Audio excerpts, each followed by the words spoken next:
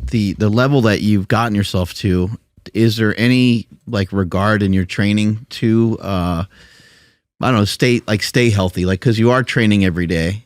So are some days like certain things just like off the table?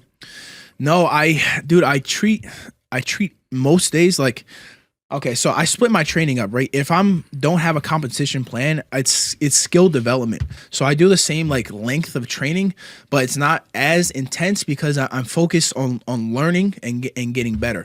Now in the maybe like 6 to 8 weeks prior to competition, I start ramping it up. So like normally no competition, I train Monday, Wednesday, Friday twice, every other day just once. When I'm pre-competition, I actually train less. I only train once a day because the goal is to be sharper, to be fresher. That way you can compete at your best. So I think just having variations in my training definitely helps me in the long run. I think that might be something that catches up to other people that are, going to class twice a week and then they start trying to go 4 times a week. Maybe because they're just in like a particular class, they're just trying to follow along with what the coach is laying out, and they're not really thinking about how they just doubled their amount of frequency that they're coming to the gym. Whereas somebody like yourself or maybe some of your teammates are like, I'm here every day, so I have to kind of modulate how much intensity, how much, how long these workouts are, and so forth. Yeah, I think some people can just like overdo it at the beginning and it becomes overwhelming.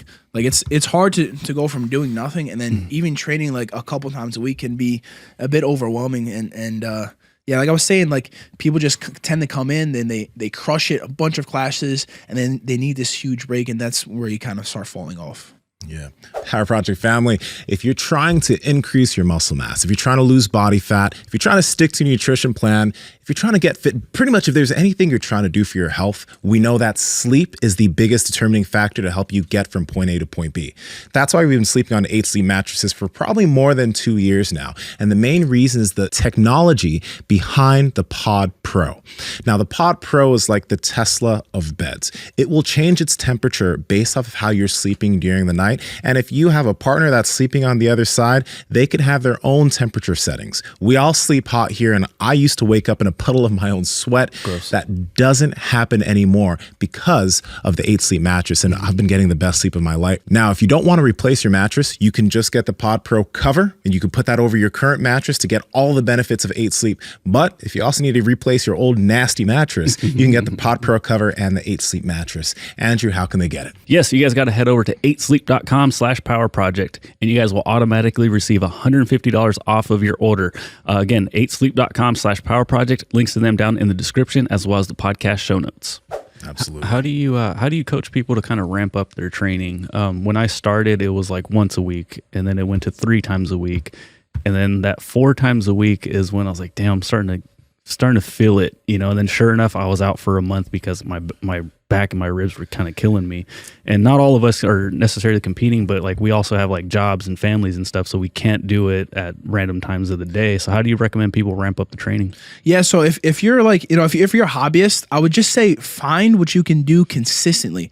If it's once a week, if it's twice a week, whatever, but find what you can do every single week and be consistent about it. Like I think what gives people problems is that they'll train 5-6 times a week, and then they'll miss a week, and then they'll go 5-6 times again, and then they'll miss a week. So it's like you have this huge workload, and your body's like constantly trying to recover, and then once you recover, you go again, and you just have these ups and downs. I think just find something that you can do consistently, and that'll help you out over a long period of time, because you're playing the long game, right? You're not going to get good in a couple of days. It's going to be years. Oh yeah. And then in the gym, I had asked you like, what's one of your favorite things about coaching? You said it's like pushing people.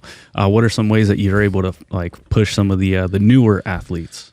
Yeah, so like I try not to be too crazy with the coaching, just because like, well, first of all, I'm selfish, right? I'm still at the peak of my career, so I'm an athlete for myself first. But when I'm coaching, I expect a lot from myself, and so it's hard for me to expect it's hard for me to like settle and watch somebody else not do what I would do in you know, as far as like effort wise or something like that. So like I kind of have to take my own personal opinion out of it and just be like, what's good for this person right now. So like I think just as a whole, when I'm coaching in the gym, I figure out where these guys are lacking most, and we try to solidify their ability to escape submissions, figure out what's their favorite offenses, and then, you know, establish a route to there. Like if you're a rear naked choke kind of guy, we're gonna figure out 3 different ways to get to the back. Once you're there, establish exactly how to finish, and then 3 possibilities if this guy escapes the back. So having a long sequence of events, like maybe a chain of like six or 7 movements that you have like memorized, and you're not even thinking that you're built-in reactions. I think that helps you. What's up, Power Project family? It's time to stop dressing like you're a fucking preschooler and step your game up by checking out Vuori clothing. Now, I'm not one to talk. I wear a fucking pink hat that has a dog on it, but at the end of the day, at least my shirt and shorts are popping. So head to Vuori because they have great stuff for your top and your bottom. Andrew, how can they get it? Yes, you guys got to head over to vuori.com/power project. That's VUORI.com/power project, and you guys will automatically receive 20% off your order. Links to them down in the description as well as the podcast show notes. Let's get back to the podcast. Power Project family, we appreciate you checking out this clip. Check out another one. Just go check out another one. Or comment down below and let us know what you liked about this one. But we love you guys, and we're going to keep bringing you the heat. So comment, subscribe, and all that good stuff, okay? Peace.